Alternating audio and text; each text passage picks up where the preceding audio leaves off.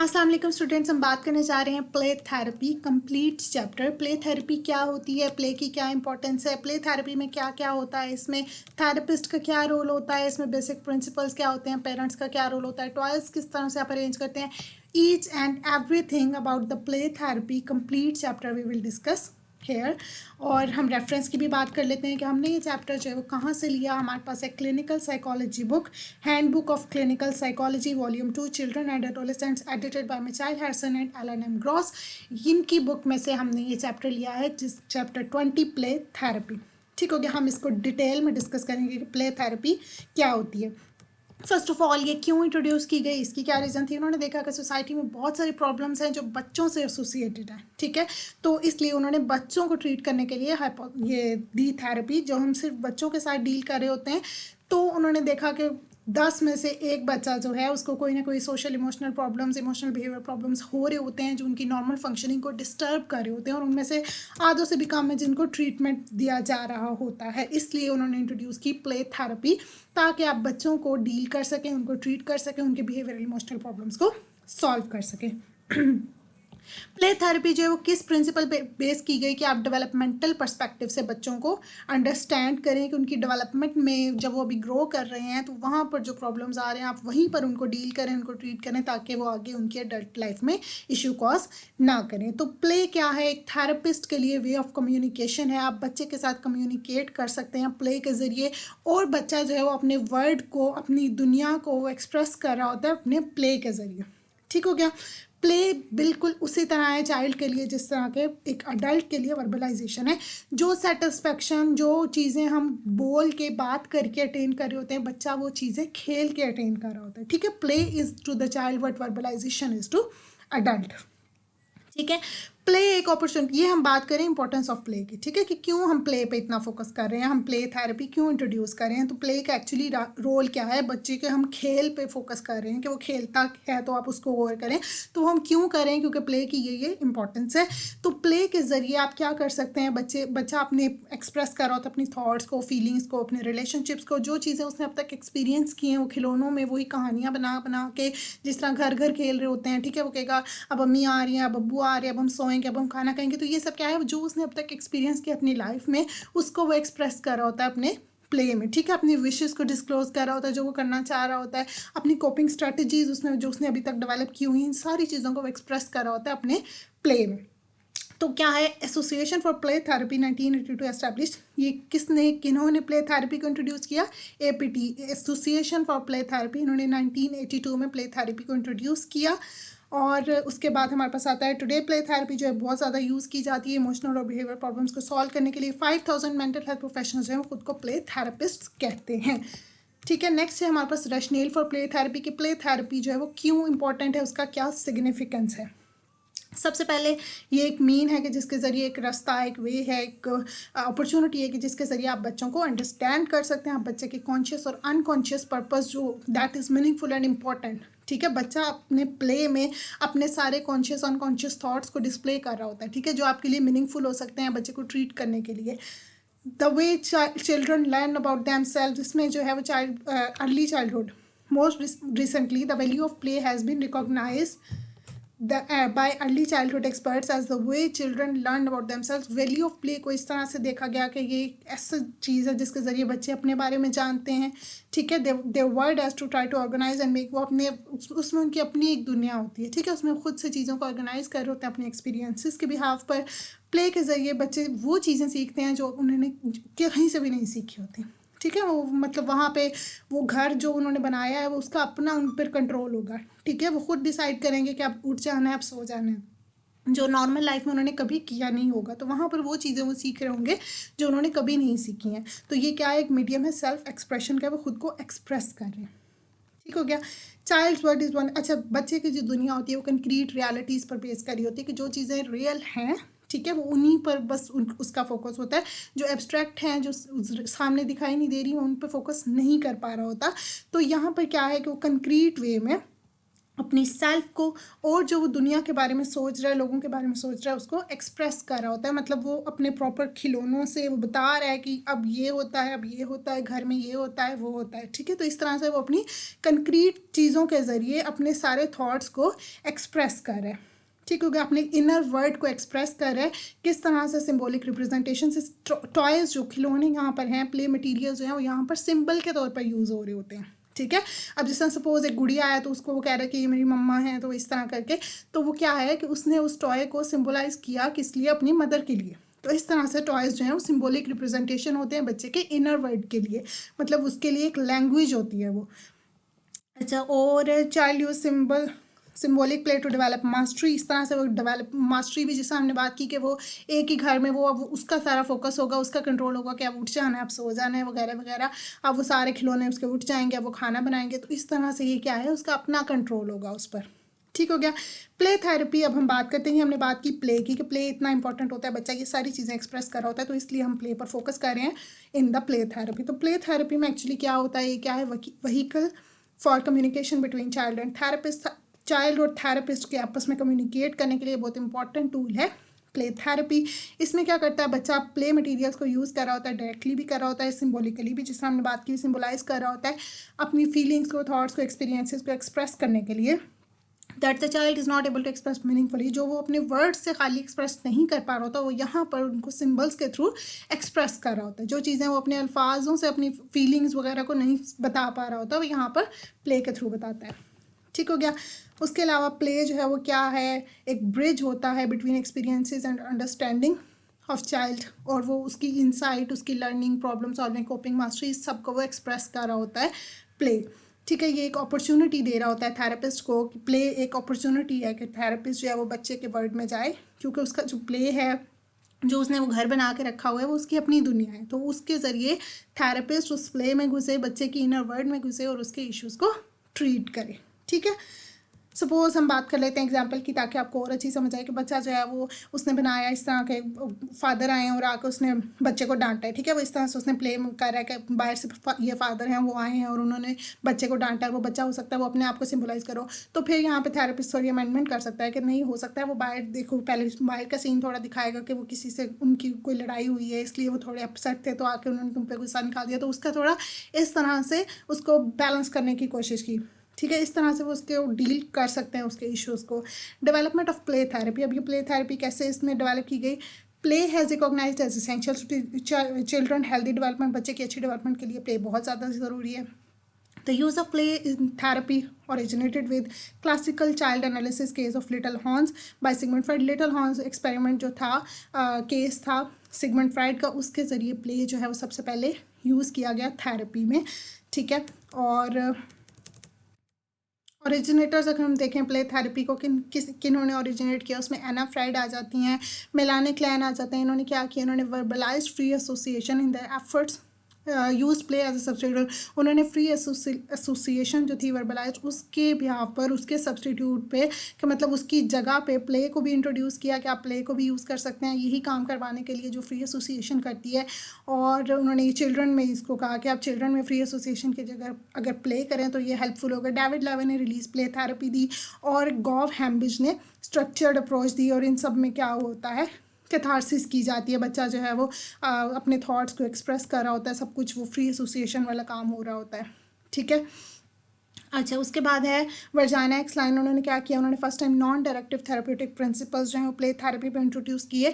मतलब आप बच्चे को डायरेक्शंस ना दें। नॉन डायरेक्टिव मीन्स कि आप उसको खुद डायरेक्ट ना करें कि अब तुम ये करो, अब तुम वो करो। बच्चे को अलाउ करें कि वो खुद अपने एक्शंस ले, खुद अपने डिसीजंस ले, खुद कंट्रोल करे। सारा उसका अपना उस पर होना चाहिए कि उसने कौन से खिलौने चूज़ करने हैं, कौन से नहीं चूज़ करने, उन खिलौनों के साथ उसने क्या करना है, ठीक है। आप नॉन डायरेक्टिव, खुद से डायरेक्शंस उसको ना दें, खुद से कमांड्स उसको ना दें। तो वर्जाना एक्सलीन ने जो है वो सबसे पहले इसको इंट्रोड्यूस किया कि आप नॉन डायरेक्टिव प्रिंसिपल्स यूज़ करें, ताकि बच्चे को मतलब वो अपने प्रॉब्लम्स को खुद रिजॉल्व कर सके, उसको ये ट्रस्ट हो कि मैं खुद कर सकता हूँ, ठीक हो गया। और अच्छा, चाइल्ड सेंटर्ड प्ले थेरेपी जो है इसको कहा गया, क्योंकि इसमें क्या है, ये चाइल्ड सेंटर्ड एक होती है चीज़, मतलब हम कहते होते थे, सपोज थेरेपिस्ट सेंटर्ड अगर हो चीज़, तो वो ये होता है कि थेरेपिस्ट सब कुछ कंट्रोल कर रहा है थेरेपी को, ठीक है। लेकिन चाइल्ड सेंटर्ड मतलब चाइल्ड के फोकस है, चाइल्ड सारी थेरेपी कंट्रोल कर रहा है कि चाइल्ड खुद से डिसीजंस ले रहा है, खुद से डायरेक्शंस ले रहा है, सब कुछ खुद से खुद कर रहा है, तो वो हमारे पास होती है चाइल्ड सेंटर्ड प्ले थेरेपी। ठीक है, तो एक्चुअली यहाँ पर हम प्ले थेरेपी को चाइल्ड सेंटर्ड ही रख रहे हैं, उसको हम एज अ चाइल्ड सेंटर्ड ही कंसीडर करेंगे फुल चैप्टर में। तो इसको हम CCPT भी कहते हैं। ये आगे बहुत दफ़ा ये टर्म यूज़ होगी कि आप बच्चा जो है वो खुद अपनी थेरेपी को लेकर चल रहा है, खुद उसको डायरेक्ट कर रहा है। ठीक है, खुद से वो चूज़ करेगा कि मैंने इन खिलौनों से खेलना है और मैंने क्या खेलना है, मैंने क्या करना है, क्या स्टोरी होगी, तो सारा कुछ इसमें आ जाता है चाइल्ड सेंटर्ड प्ले थेरेपी में। ठीक है, और ये किसने ये नेम दिया? लैंडरथ ने दिया। अच्छा, उसके बाद फीलियल थेरेपी। फीलियल थेरेपी का क्या मतलब है कि आप पेरेंट्स को भी बीच में इन्वॉल्व करें। ठीक है, significant and innovative development in the field of play therapy. इसने अच्छी डेवलपमेंट दी प्ले थेरेपी में, रोल प्ले किया। A model for training and supervising parents in client centred play therapy methods to use their own children. इसमें आप parents को train करते हैं कि वो अपने बच्चों के साथ client centred play therapy methods to use their own children, कि अपने बच्चों के साथ ये क्लाइंट सेंटर प्ले थेरेपी वाले मेथड यूज़ करें कि अपने बच्चों को खुद खेलने दें, उनकी मतलब खेल में उनको खुद डायरेक्ट करने दें, बच्चों को अपने डिसीजंस लेने दें, और ताकि बच्चा जो है वो डील कर सके अपने प्रॉब्लम्स के साथ। तो फीलियल थेरेपी में एक्चुअली क्या हो रहा था कि आप पेरेंट्स को सुपरवाइज कर रहे होते हैं, ट्रेन कर रहे होते हैं, और उनको क्लाइंट सेंटर प्ले थेरेपी के मेथड्स सिखा रहे होते हैं जो अपने वो बच्चों के साथ यूज़ करें। ठीक हो गया। अच्छा जी, उसके बाद ये child centre play child parent relationship therapy, जिसको हम CPRT कहते हैं, वो हमारे पास क्या होता है? 10 सेशन फीलियल थेरेपी मॉडल होता है कि आप 10 सेशंस लेते हैं, पेरेंट्स के साथ थेरेपिस्ट ले रहा होता है, और उसमें जो है वो उनकी ट्रेनिंग की जा रही है। तो इसको हम चाइल्ड पेरेंट रिलेशनशिप थेरेपी भी कह सकते हैं, जिसको हम CPRT भी कहते हैं। तो फीलियल थेरेपी जो है वो बहुत ज़्यादा अफेक्टिव देखी गई, और पेरेंट्स ने और कपल्स ने इनको अडेप्ट किया। ठीक है, और उसके ट्रेनिंग टीचर्स, मेंटर्स और दूसरे प्रोफेशनल्स ने भी कहा कि ये थेरेपी जो है बच्चों की लाइफ में अच्छा रोल प्ले करिए। ज़ाहिर पेरेंट्स ने हमेशा उनके साथ रहना है। ठीक है, आप खुद तो हमेशा उनके साथ सेशन रोज़ नहीं कर सकते, और बच्चे बहुत अरसे तक खेलते रहते हैं। तो अगर आप उनको सिखाएंगे कि आप उनके प्ले में उनको किस तरह से क्या क्या चीज़ें करने दें बच्चों को, पेरेंट्स को अगर आप सिखा देंगे, तो वो उनके लिए बहुत हेल्पफुल हो जाएगा बच्चों को डील करने के लिए। ठीक है, अब इसी प्रिंसिपल्स की बिहाफ पर, प्ले के बिहाफ पर आगे बहुत सारी थेरेपीज इंट्रोड्यूस की, gestalt, linear, cognitive behaviour, Jungian, developmental ecosystem and prescriptive play therapy and so on. इन सब में क्या किया गया? थेरेप्यूटिक और डेवलपमेंटल प्रिंसिपल्स जो है प्ले का कौन सा यूज़ किया गया?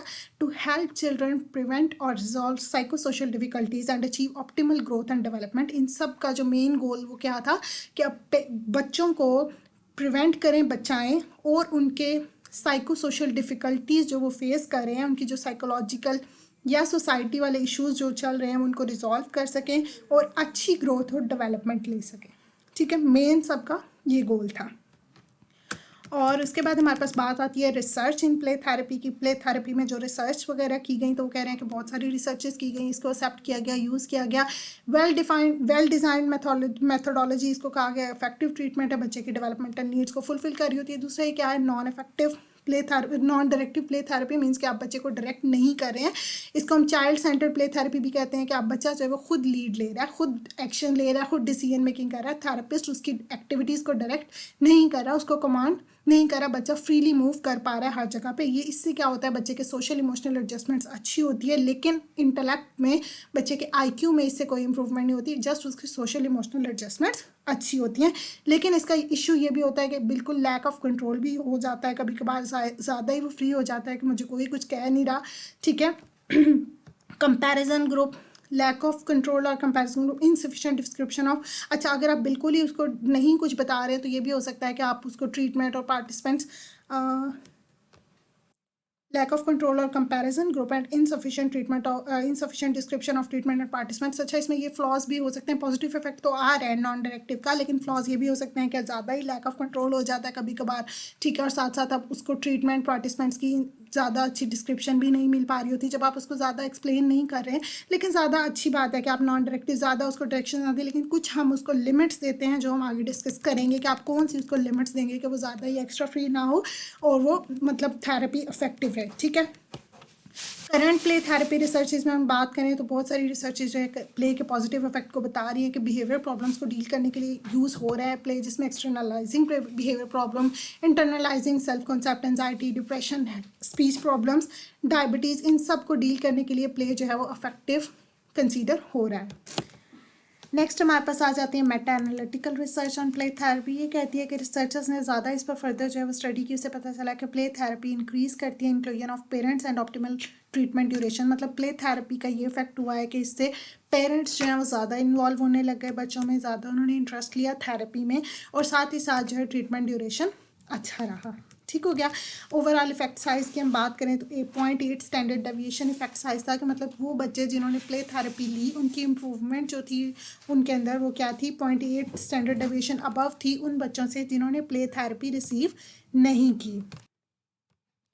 इसके अलावा फिलियल थेरेपी जो है वो भी प्ले थेरेपी की उन्होंने, फिलियल थेरेपी एक्चुअली क्या है, पेरेंटल इंटरवेंशन बेस्ड ऑन सीसीपीटी, कि मतलब वही चाइल्ड सेंटर्ड प्ले थेरेपी है, लेकिन उसमें जब पेरेंट्स इन्वॉल्व हो रहे हैं, पेरेंट्स की थेरेपी चल रही है, तो हमारे पास फिलियल थेरेपी है कि आप पेरेंट्स को ट्रीट कर रहे हैं सीसीपीटी के लिए।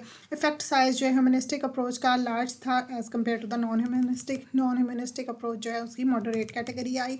प्ले थेरेपी जो है ये सब ऐसे ही हैं। अच्छा, मेन इसमें जो फोकस है वो क्या है कि पेरेंट इन्वॉल्वमेंट हुई, ठीक है, जिससे प्ले थेरेपी का आउटकम अच्छा रहा। दूसरा ट्रीटमेंट ड्यूरेशन उसका जो है प्ले थेरेपी पर अच्छा इफेक्ट हुआ।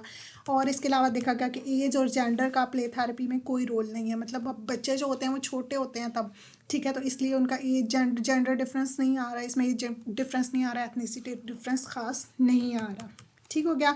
प्ले थेरेपी जो है उसका अच्छा इफेक्ट देखा गया बच्चों के इंटरनलाइजिंग, एक्सटर्नलाइजिंग और कंबाइंड प्रॉब्लम्स को सॉल्व करने के लिए। वो प्रॉब्लम्स उनके अंदर थे जो एक्सटर्नलाइज थे, और बाकी कंबाइंड प्रॉब्लम्स को सॉल्व करने के लिए जिसमें इंटरनलाइजिंग एक्सटर्नलाइजिंग दोनों आ जाते हैं, इन सबको अच्छे से सॉल्व किया प्ले थेरेपी ने।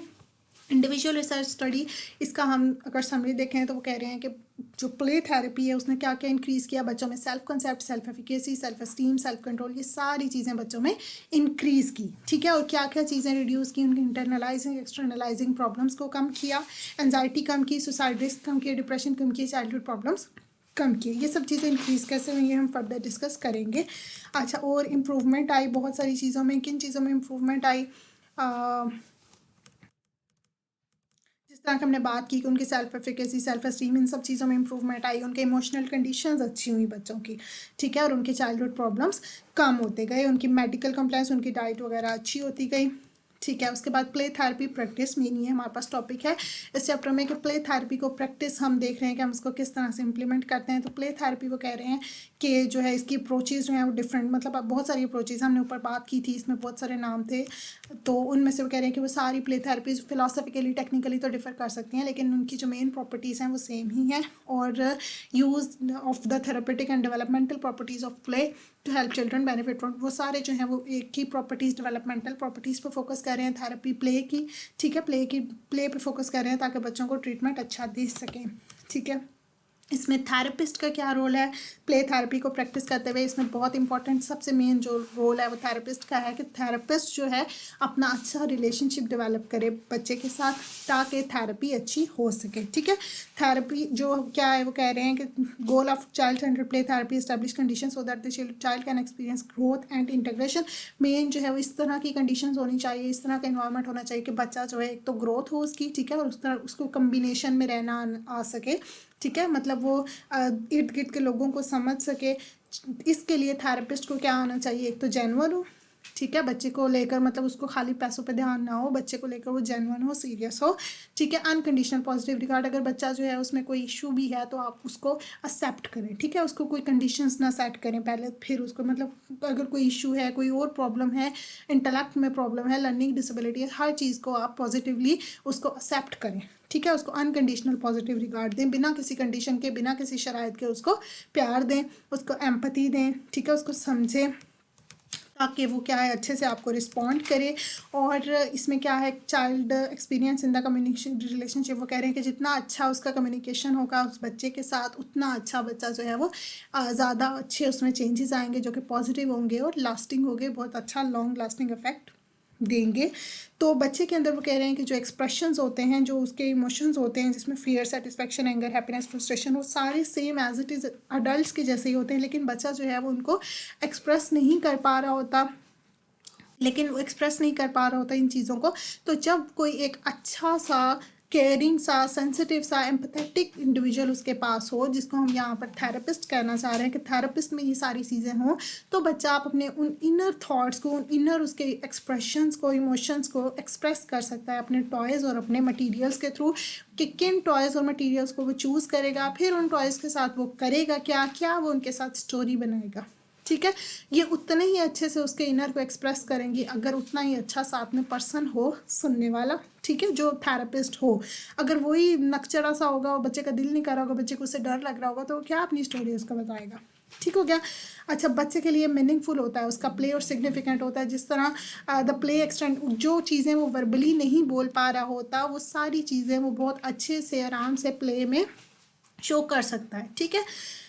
Child word is word of action, वो अपने एक्शंस और अपनी एक्टिविटी को शो कर रहा होता है अपने चाइल्ड में। Play therapy provides the therapist with an opportunity. Play क्या है, हम पहले बात कर चुके हैं।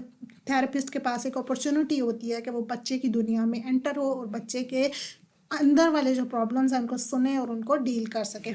ठीक हो गया। इसमें क्योंकि थेरेपिस्ट जो है वो कुछ लिमिट सेटिंग भी करता है, वो कौन से लिमिट्स हैं ये भी हम डिस्कस करेंगे। तो इसके ज़रिए बच्चा जो है सेल्फ कंट्रोल भी सीखता है कि मैंने खुद को कंट्रोल में भी रखना है। ठीक है, हर बात, हर मेरी चीज़ मानी नहीं जा सकती है, कुछ लिमिट्स भी हैं, ये सारी चीज़ें भी वो लर्न करता है इस थेरेपी में। अच्छा, ये कैसे करेगा ये हम आगे देखेंगे। अभी हम बात करें 8 basic principles of play therapy. Play therapy के 8 प्रिंसिपल्स हैं जो कि थेरेपिस्ट को अडॉप्ट करने चाहिए। अच्छा, जिसमें हमारे पास कौन कौन से हैं कि थेरेपिस्ट जो है वो वार्म हो, फ्रेंडली रिलेशनशिप बनाए चाइल्ड के साथ। ठीक है, बहुत डराना, गुस्सा ये सब ना दिखाए, उसके साथ फ्रेंडली हो बच्चा, उसको ताकि अंडरस्टैंड करे बच्चा कि ये मुझे समझ रहा है। ठीक है, बच्चे को अनकंडीशनली प्यार करे और without wishing the child in different way. अगर कोई इश्यूज़ हैं उसके साथ तो उसको एक्सेप्ट करे। ठीक है, और परमिसिवनेस के मतलब उसको परमिशन दे, उसको अलाउ करे, उसके साथ मोहब्बत शो करे और साथ साथ उसको अलाउ करे कि वो खुद वहाँ पर फ्रीली मूव करे, प्ले रूम में अपने आप को एक्सप्रेस कर सके बच्चा। और साथ ही साथ क्या है, recognise and reflect the feelings of child. बच्चे की फीलिंग्स को समझने की कोशिश करे ताकि बच्चे को ये लगे कि ये मुझे समझता है। बच्चे की इनेट एबिलिटीज़ को रिस्पेक्ट करे। ठीक है, और उसको अपॉर्चुनिटी दे कि वो अपने बिहेवियर को खुद डील कर सके, टेक रिस्पॉन्सिबिलिटी। वो जब बच्चा खुद कोई बिहेवियर, कोई एक्शन, कोई डिसीजन लेगा तो उसका बिहेवियर भी जो होगा वो बच्चे को लगेगा कि ये मैंने खुद मतलब किया है, तो इसलिए उसको रिस्पॉन्सिबिलिटी फील होगी। ठीक है, तो उसको ये अपॉर्चुनिटी दे कि वो खुद डिसीजन ले सके और बच्चे की एक्शंस को वो डायरेक्ट करने की, उसको हुक्म देने की कोशिश ना करे। मतलब बच्चे को अलाउ करे कि वो खुद डिसीजन ले, खुद अपने लीड द वे, मतलब खुद काम करे, वहाँ पे टॉयज़ वगैरह जो खुद चूज़ करे, उनके साथ स्टोरी खुद बनाए। अच्छा, और क्या है, बच्चे की ग्रेजुअल नेचर को समझे। अगर बच्चा जो है वो स्लो चल रहा है, थोड़ा थोड़ा बात कर रहा है, तो आप भी थोड़ा थोड़ा करें, एकदम से उसके साथ बहुत ज़्यादा फ्री होने की कोशिश ना करें, नहीं तो बच्चा आपको मतलब मिस परसीव कर सकता है, वो हेजिटेट फील कर सकता है। और साथ ही साथ लिमिटेशंस भी लगाएं। ठीक है, बहुत ज़्यादा ही उसको फ्री नहीं करना, थोड़ी लिमिटेशंस भी रखनी है। और वो कौन सी हैं वो हम आगे देखेंगे। Without the presence of play materials the therapist could only talk with the child. अच्छा, ये ऐसे ही है, इसको छोड़ें। How play therapy facilitates change in children. अब ये प्ले थेरेपी किस तरह से चेंज ला रही होती है बच्चों में। अच्छा, वो कह रहे हैं कि most of what is learn in the play therapy relationship is not. वो कह रहे हैं कि ज़्यादातर जो हम प्ले थेरेपी में चीज़ें सीख रहे होते हैं, जो बच्चा लर्न कर रहा होता है, उसकी कॉग्निटिव लर्निंग नहीं हो रही होती है, बल्कि एक्सपीरियंशियल और इंट्यूटिव लर्निंग हो रही होती है उसके सेल्फ के बारे में। ठीक है, कॉग्निटिव नहीं हो रही है, कॉग्निशन पे इफेक्ट नहीं हो रहा। हमने पहले भी कहा था कि इंटेलेक्ट पे कोई खास फोकस नहीं आ रहा, आईक्यू में कोई फोकस नहीं आ रहा, उसकी इमोशनल, उसकी एक्सपीरियंशियल, इंट्यूटिव लर्निंग जो है वो अच्छी हो रही है, सोशल लर्निंग अच्छी हो रही है। अब कौन कौन से एक्सपीरियंसेस बच्चा इसमें गेन कर रहा होता है, वो अपने आप को रिस्पेक्ट करना सीखता है। जब थेरेपिस्ट उसको रिस्पेक्ट दे रहा होता है तो फिर बच्चे को लगता है कि जब मुझे रिस्पेक्ट मिल रही है तो मैंने भी रिस्पेक्ट देनी है।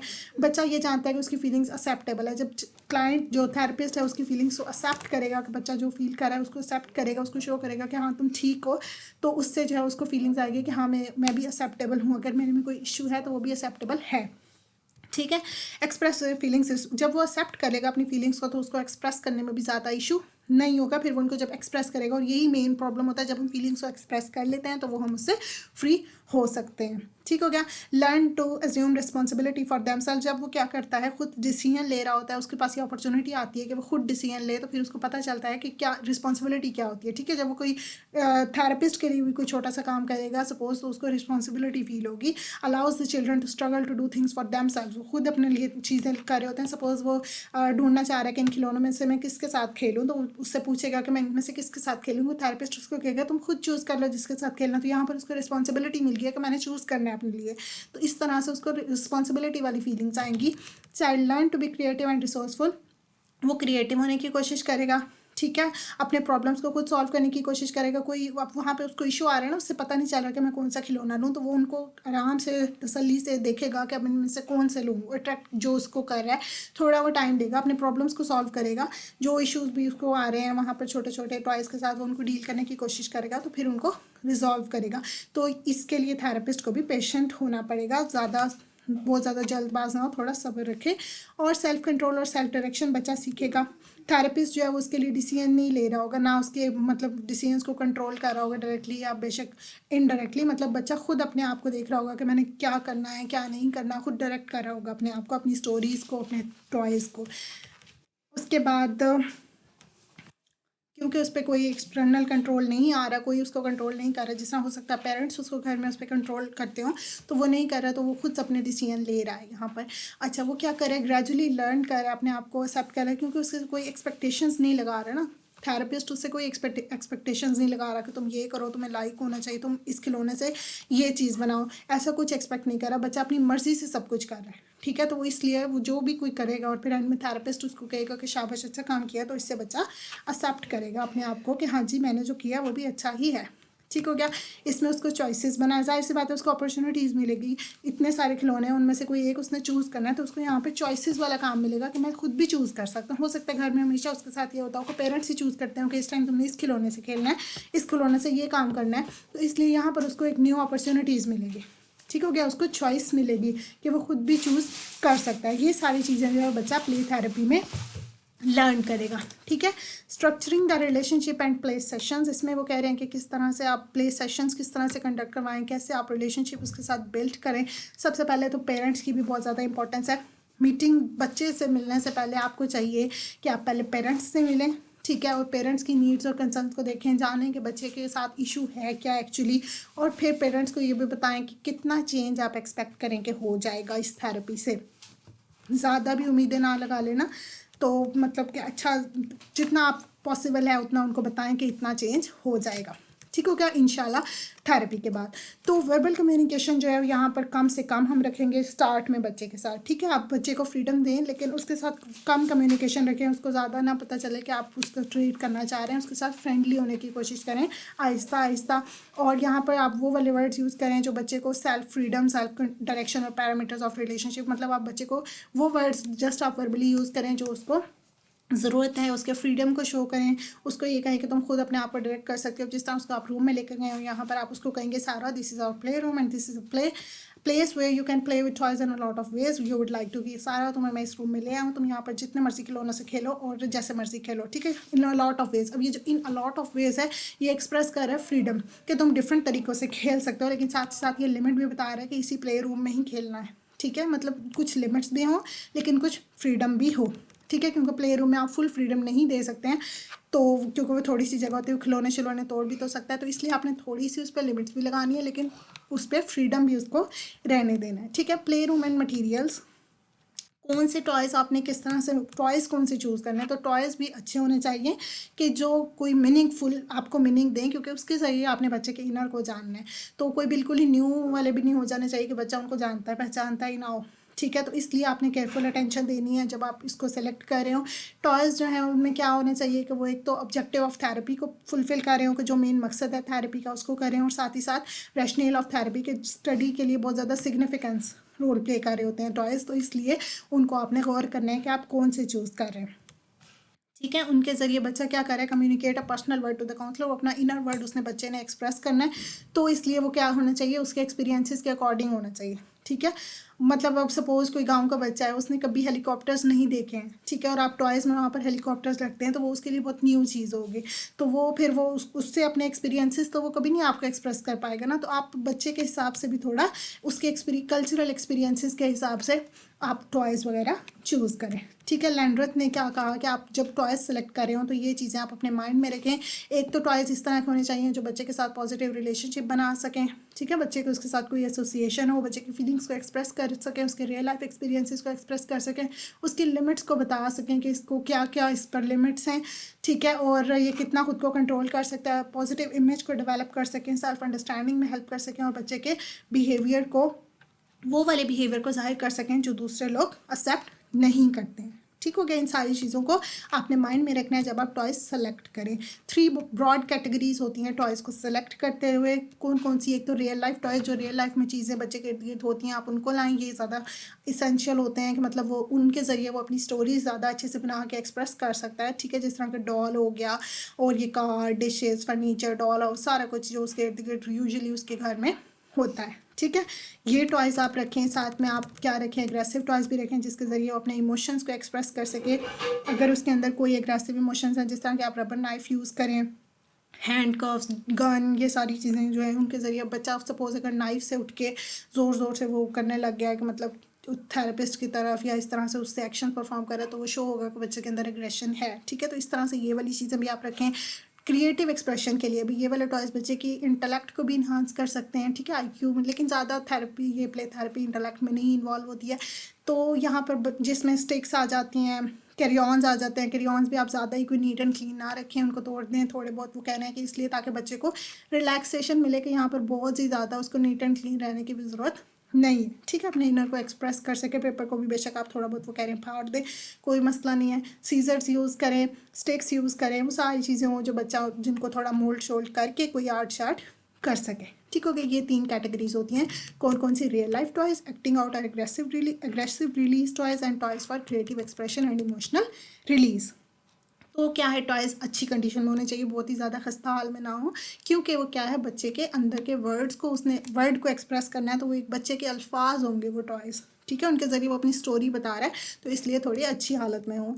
अच्छा जी, उसके बाद रिस्पॉन्सेज जो हैं, आप जो रिस्पॉन्स कर रहे हैं बच्चे को, वो भी अच्छे होने चाहिए, जो बच्चे को हेल्प कर रहे हो। ठीक है, उसके लिए ईजी कर रहे हो, फैसिलिटेट उसको कर रहे हो। तो वो रिस्पॉन्सेज आप किस तरह से देंगे, जिसमें हमारे पास 2 किस्म के आते हैं, non verbal skills and verbal skills. ठीक है, नॉन वर्बल जो आप अपने एक्शन से शो कर रहे होते हैं, नॉन बोल नहीं रहे होते जिसमें। ठीक है, तो ये बहुत ज़्यादा इंपॉर्टेंट होती हैं नॉन वर्बल स्किल्स, क्योंकि हमने स्टार्ट में बात की थी कि आप कम से कम बोलें। ठीक है, स्टार्ट वाले सेशंस में तो कम से कम बोलें। तो यहाँ पर प्ले जो है ज़्यादा रिलाई किस पे कर रहा होता है? नॉन वर्बल स्किल्स पे। तो play is a language of children, वो बच्चे की ज़ुबान होती है। Verbal word become less important. Play therapy में वर्बल वर्ड जो है वो लेस इंपॉर्टेंट हो जाता है, बोलने वाला काम जो है वो कम से कम हो जाता है। ठीक है, थेरेपिस्ट जो है उसको क्या क्या किस तरह की स्किल्स शो करनी चाहिए? एक तो वो जेन्युइन हो बच्चे के साथ। ठीक है, बच्चे के फीलिंग्स को समझे, उसके अफेक्ट को समझे और उसकी तरफ इमोशंस अपने शो करे कि हाँ जी मैं तुम में इंटरेस्टेड हूँ, मुझे तुमसे प्यार हो रहा है। इस तरह करके उससे अच्छी फीलिंग्स उससे लें और उसके साथ साथ अपना क्या है, अच्छा इंटरेस्ट शो करें कि बच्चे को ये जाहिर करें कि मैं तुम्हें इग्नोर नहीं कर रहा, मुझे तुम में इंटरेस्ट है। ठीक हो गया। और अगर बच्चा जो है वो जो चीज़ें वो कर रहा है, सिलेक्ट कर रहा है, तो उससे आप उसके इमोशंस को, जिस तरह उसने कर कोई ज़्यादा सारी उसको अच्छी सी उसने स्माइल दी है, एक स्टिक से जब उसने काम कर लिया है, कोई अच्छी सी उसने स्माइल दी है, तो फिर आप उसको कहें you are happy that you got the stick, मतलब तुम खुश हो जब तुमने ये कर लिया। मतलब आप उसको फीलिंग्स भी जाहिर करें। ठीक है, कि मैं भी खुश हूँ अगर तुम खुश हो। तो इस तरह से आप कॉन्ग्रुएंस और जेन्युइननेस जो है बच्चे को शो करें। ठीक है, वर्बल स्किल्स इन्वॉल्व वर्ड्स। आप वर्ड्स जो चूज़ करें वो भी बहुत इफेक्टिव रोल प्ले कर रहे हैं। वो वर्ड्स जो हैं वो इफेक्टिव होने चाहिए, उनका कोई मीनिंग होना चाहिए, बिल्कुल ही ऐसे ही उससे बातें ना करने लग जाएं, प्रॉपर किसी अंदाज में होने चाहिए। कोई बच्चा जो है ज़्यादा लेंथी आप उससे लंबी लंबी बातें करने लग जाएंगे तो बच्चा इंटरेस्ट अपना खो देगा, बच्चा कन्फ्यूज़ हो जाएगा, क्योंकि वो अभी ज़्यादा बोलने के मूड में नहीं होगा, खिलौने हैं उसके पास। ठीक है, तो आप कम से कम बोलें। और अगर बच्चा जो है वो क्वाइट है, रिजर्व्ड है, तो उसके साथ ज़्यादा ना फ्री हो, थोड़ा टाइम दें उसको। ठीक है, लेकिन अगर वो खुद बात करने की कोशिश कर रहा है, उसमें अच्छी एनर्जी है, टॉकटेटिव है, इंटरेक्टिव है, फिर आप उसके साथ ज़्यादा रिस्पॉन्सेज दें उसको। ठीक है, उससे बात करें। अच्छा, अब वर्बल रिस्पॉन्सेज की भी कुछ कैटेगरीज होती हैं। और दूसरा ये कि डेवलपमेंटल लेवल को भी आपने देखना है कि 3-year-old चाइल्ड के साथ आपने डिफरेंट रिस्पॉन्सेज देने हैं और 8-year-old के साथ डिफरेंट देने हैं। ठीक है, तो डेवलपमेंटली भी आपने देखना होता है कि आप किस किस्म के वर्बल रिस्पॉन्सेज दे रहे हैं। ठीक है, अच्छा, कैटेगरीज कौन सी हैं वर्बल रिस्पॉन्सेज की? Reflecting non verbal play behaviour tracking, के आपने जो है बच्चे के बिहेवियर को ट्रैक करने के लिए जो रिस्पॉन्सेज दे रहे हैं। ठीक है, अब जिस तरह फॉर एग्जांपल उसने कहा बच्चा जो है वो घूम फिर रहा है और साथ साथ वो क्या ब्रीफली टच कर रहा है कुछ चीज़ों को। ठीक है, अब उसको पता नहीं चल रहा कि मैंने किसके साथ खेलना, तो फिर आप उसको कहें you are not sure that you want to what you want to play with, कि तुम्हें नहीं पता चल रहा कि तुमने किसके साथ खेलना है, मतलब जो काम वो ऑलरेडी कर रहा था ना कि उसको नहीं पता चल रहा था, तो आप फिर ये खुद कहें कि हाँ जी मुझे भी पता चल गया कि तुम्हें नहीं पता चल रहा, कि मैं तुम्हें समझ पा रहा हूँ। जब उसने पॉप्स ये पिक कर लिया सैंड बॉक्स के मैंने इसके साथ खेलना, तो फिर आप उससे कहें you decided to play with that, कि मुझे पता चल गया कि तुमने इसके साथ खेलना है। ठीक है, इस तरह से आप उसके जो वो बिहेवियर परफॉर्म कर रहा है उसको ट्रैक करते रहें, साथ साथ उसको बताते रहें कि हाँ जी मैं भी तुम्हें समझ रहा हूँ, और थोड़ा बहुत उसको हिंट देते रहें कि अच्छा तुम अब ये कर लो। तो उसके बाद आता है रिफ्लेक्टिंग कंटेंट, कि आप उसके कंटेंट को रिफ्लेक्ट करें किस तरह से, कि जब वो डायनासोर्स के बारे में बहुत बात कर रहे हैं ना, ठीक है, तो कंटेंट यहाँ पर क्या हुआ, डायनासोर्स पे बहुत बार बात कर रहे हैं, तो फिर आप उसको कहें कि you know a lot about dinosaurs, के तुम्हें डायनासोर्स के बारे में बहुत पता, कि जिस बात में वो बात कर रहे हैं आप उसी पर फोकस कर रहे हैं, साथ साथ उसके कंटेंट को रिफ्लेक्ट करने के लिए आप ये वर्ड्स यूज़ कर रहे हैं, आपका वर्बल रिस्पॉन्स ये है। ठीक है, फीलिंग को आप किस तरह से रिफ्लेक्ट कर सकते हैं, बच्चे ने जब खिलौना कोई तोड़ दिया, देखें उसने यहाँ पर क्या किया, उसने एक बिग एलिफेंट को रूम में उठा के फेंका है दूर, तो फिर आप उससे कहें कि तुम इसके साथ एंग्री हो, तुम्हें इस पर गुस्सा है, मतलब फिर वो अपनी स्टोरी भी बताएगा कि मुझे क्यों गुस्सा है। तो इस तरह से आप उसके इमोशंस को, उसकी फीलिंग्स को भी जान सकते हैं। तो ये वाले वर्ड्स हैं उसकी फीलिंग्स को एक्सप्रेस कर रहे होंगे कि वो एंग्री है इस चीज़ से। ठीक है, तो इमोशंस को एक्सप्रेस करने के लिए, रिफ्लेक्ट करने के लिए आप वर्ड्स को यूज़ कर सकते हैं। उसके अलावा डिसीजन मेकिंग में आप उसको यूज़ कर सकते हैं, किस तरह से decision making and return responsibility. अच्छा, वो पूछ रहा है कि अब वो ड्राइंग करने लगा था, वो पूछ रहा है कि मैं कौन सा कलर लूँ पेपर का जिस पे मैंने ड्राइंग करना है, तो आप उससे कहें कि in here that is up to you. ठीक है, ये तुम्हारी मर्जी है, तुम कोई भी ले लो। तो इस तरह से आप उसको अलाउ करें कि तुम डिसीजन मेकिंग करो। ठीक है, ताकि तुम्हें खुद पता हो कि तुमने ये कलर चूज़ किया है, तो इस तरह से उसको रिस्पॉन्सिबिलिटी की भी फीलिंग आएगी। तो इस तरह से आपने वो वर्ड्स यूज़ किए जो उसकी डिसीजन मेकिंग में हेल्प करें। ठीक है, तो देखें आप जो वर्ड्स भी यूज़ कर रहे हैं उसका कोई ना कोई इफेक्ट हो रहा है ना, कभी वो डिसीजन मेकिंग में हेल्प करें, कभी वो फीलिंग को एक्सप्रेस करें, कभी वो कंटेंट को एक्सप्रेस करें, तो कुछ ना कुछ उनका मकसद है। ठीक हो गया। रूल ऑफ थंब क्या है प्ले थेरेपी में, वो ये कि is never to do for child what the child can do for himself और हरसेल्फ। कभी भी बच्चे के लिए वो काम ना करें जो बच्चा खुद कर सकता है। ठीक हो गया। अब जिस तरह वो कह रहा है कि मैं इनमें से किसके साथ खेलूँ, वो खुद भी तो चूज़ कर सकता है कि मैं किसके साथ खेलूँ, तो आप उसको कभी ना बताएं कि तुम किसके साथ खेलो। ठीक है, उसको खुद चूज़ करने दें। अगर कोई खिलौना बहुत ऊंचा पड़ा हुआ है, उसे पकड़ा नहीं जा रहा और फिर वो कहेगा कि मुझे ये पकड़ा दो, तो फिर ना खड़े रहें कि नहीं तुम खुद पकड़ो, फिर आप उसको पकड़ा दें। ठीक है, जो वो खुद कर सकता है अपने लिए वो उसको करने दें, लेकिन जो नहीं कर सकता वो कर दें। ठीक हो गया। फैसिलिटेटिव क्रिएटिविटी एंड स्पॉन्टेनिटी, आप उसकी क्रिएटिविटी को, उसके स्पॉन्टेनियस जो काम खुद कर रहे हैं उनमें जो है उनको फैसिलिटेट करने के लिए रिस्पॉन्स दें। ठीक है, जिस तरह वो पूछ रहा है कि what the child when the child picks, अच्छा जब उसने वो क्राफ्ट स्टिक्स वगैरह उठाई हैं आर्ट वाली, अब वो साथ पूछ रहा है कि अब इनके साथ मैं क्या करूँ, तो आप उससे कहें कि तुम इनमें से इसके साथ कुछ भी कर सकते हो। ठीक है, मतलब उसको क्रिएटिव सेंस इन्हांस की, कि खुद से अपने माइंड में आइडिया लाओ कि तुमने करना क्या है। ठीक है, उसके बाद steam building, use of steam building statements, आप बच्चे की हाई स्टीम करने की कोशिश करेंगे, मतलब खुद पे जो एतमाद है उसका वो बढ़ाएं। जिस तरह उसने बार बार डिफरेंट सोल्यूशन को ट्राई करा है, डिफरेंट तरीक़ों से खोला है, लेकिन उससे ग्लू बॉटल जो है वो ओपन नहीं हो रही है, तो फिर आप उसको कहें you are not giving up. ठीक है, मतलब उसकी थोड़ी वो करें, तारीफ़ सी करें कि तुम बहुत एफर्ट पुट कर रहे हो। जब वो कर चुका हो फिर आप कहें गुड यू डिड इट। ठीक है, मतलब अच्छी चीज़ है कि ये तुमने कर लिया। ठीक है, उसके बाद हमारे पास आते हैं फैसिलिटेटिंग रिलेशनशिप, वो स्टेटमेंट्स यूज़ करें जो रिलेशनशिप को फैसिलिटेट करें। ठीक है, relational responses help the child learn affective communication pattern, वो वाले वर्ड्स यूज़ करें जो वो बच्चे के और चाइल्ड के रिलेशनशिप को, चाइल्ड के और थेरेपिस्ट के रिलेशनशिप को भी थोड़ा करें। अब जिस तरह बच्चा जो है ड्राइंग बना रहा है, जब उसने, ठीक है, तो वो अपनी और थेरेपिस्ट की उसने ड्राइंग बनाई और दोनों की हेड जो है वो सेम सेम बना रहा है, तो फिर आप उससे कहेंगे you want us to look like, मतलब तुम चाहते हो हम दोनों सेम सेम दिखें। मतलब इस तरह से उसका जो है वो आपस में वो इंटरेक्शन, उनकी सेम सेम थिंग्स वो बना रहा है, तो इससे क्या है कि वो दोनों में रिलेशनशिप डेवलप कर रहा है, तो उसको भी फैसिलिटेट करने के लिए उस रिस्पॉन्सेज आप दें। ठीक है, उसके बाद लिमिट सेटिंग के लिए भी रिस्पॉन्सेज दें, जिस तरह के क्या है कि सारा कुछ मतलब सेल्फ डायरेक्शन और सेल्फ रिस्पॉन्सिबिलिटी तो आप दे रहे हैं, लेकिन मिनिमल लिमिट्स भी आपको देनी होंगी। उसको किस तरह से move toward the ability to self limit, ताकि वो खुद को सेल्फ लिमिट भी कर सके। ठीक है, जिस तरह के लिमिट्स आप तब लगाते हैं कि अगर कुछ बच्चा जो है वो खुद को डैमेज करने की कोशिश करे या दूसरों को डैमेज करने की कोशिश करे, या कोई एक्सपेंसिव या रिप्लेसेबल टॉयज़ हैं जो वो तोड़ रहा है, तो तब आप लिमिट सेटिंग करें। ठीक है, अब जिस तरह यहाँ पर एक बहुत कॉमन रूल है ACT model of limit setting. ठीक है, इसमें क्या है, A का क्या मतलब है, एक्नॉलेज द फीलिंग, C का communicate the feeling and T target and alternative. ठीक है, आप पहले बच्चे की फीलिंग को एक्नॉलेज करें, उसको एक्सप्रेस करें कि हाँ मैं तुम्हारी फीलिंग्स को समझ रहा हूँ। ठीक है, अब जिस तरह अब वो कोई काम करने लगा क्रिएटिव सा, तो आप उसको कहें you are really excited about your project, कि तुम अच्छा है, तुम बड़े पुरजोश हो अपना काम करने के लिए। फिर लेकिन कम्युनिकेट द लिमिट, उसको लिमिट भी बताएं। हो सकता है वो पेपर से कोई स्टेपल कर रहा है दीवार के साथ, इससे दीवार ख़राब हो जाएगी, तो आप उसको कहें लेकिन तुम इसको स्टेपल ना करो दीवार के साथ, आपने उसको लिमिट दे दिया। ठीक है, कि तुमने पेपर को स्टेपल नहीं करना दीवार के साथ, लेकिन खाली लिमिट नहीं देना, साथ ही साथ ऑल्टरनेटिव भी बताना है। ठीक है, टी क्या है, टारगेट द ऑल्टरनेटिव। साथ ही साथ ऑल्टरनेटिव बताएं कि अगर तुम स्टेपल नहीं कर सकते हो ना, तो तुम उसको टेप के साथ लगा दो। ठीक है, टेप तो आराम से उतर जाएगी दीवार से। तो इस तरह से आप उसको लिमिट तो दें, लेकिन साथ ही साथ उसकी फीलिंग को भी एक्नॉलेज करें ताकि वो हर्ट ना हो, और साथ ही साथ उसको ऑल्टरनेटिव भी दें। ठीक है, कि अगर ये नहीं करना तो ये कर लो। अच्छा जी, उसके बाद क्या है, although there are other methods of limit setting, ACT model जो है वो एक शॉर्ट है, डायरेक्ट है और अच्छे से अफेक्टिव है। ठीक हो गया। और इसके अलावा पेरेंट्स को आप इन्वॉल्व करें। हमने पहले बात की कि पेरेंट्स के साथ आप पहले सेशन रख लें और उनसे सारा कम्युनिकेशन ले लें बच्चे के बारे में। और पेरेंट्स को वो फीलियर थेरेपी की हमने बात की कि पेरेंट्स को भी गाइड करें कि अपने बच्चे को वो किस तरह से चाइल्ड सेंटर्ड प्ले थेरेपी के थ्रू ट्रीट कर सकते हैं।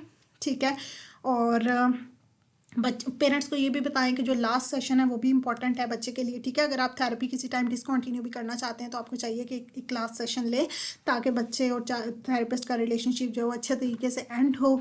और बच्चे पेरेंट्स को सारी इनिशियल सेशन में सारी उनको बता दें रूम के बारे में, और कि क्या क्या इसमें होगा और ये प्रोसेस किस तरह से हेल्पफुल होगा।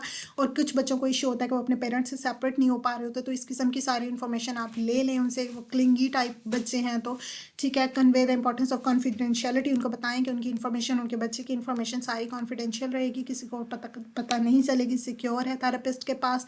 और ये भी बताएं कि वो ज़्यादा एक्सपेक्ट ना करें और क्या चीज़ें वो एक्सपेक्ट करें और क्या ना एक्सपेक्ट करें। दूसरा ये कि पेरेंट्स जो है वो बच्चे के प्ले को ना ऑब्जर्व करें। ठीक है, बच्चा जब खेल रहा है थेरेपिस्ट के साथ तो पेरेंट्स उसको ना देखें, ताकि बच्चा जो वो ईजिली अपने सारे थॉट्स, फीलिंग्स और इमोशंस को, एक्शंस को एक्सप्रेस कर सके। ठीक है, पेरेंट्स की मौजूदगी में हो सकता है वो थोड़ा खुद को छुपाए, थोड़ी बायसनेस कर ले, तो इसलिए उनको वहाँ नहीं होना चाहिए।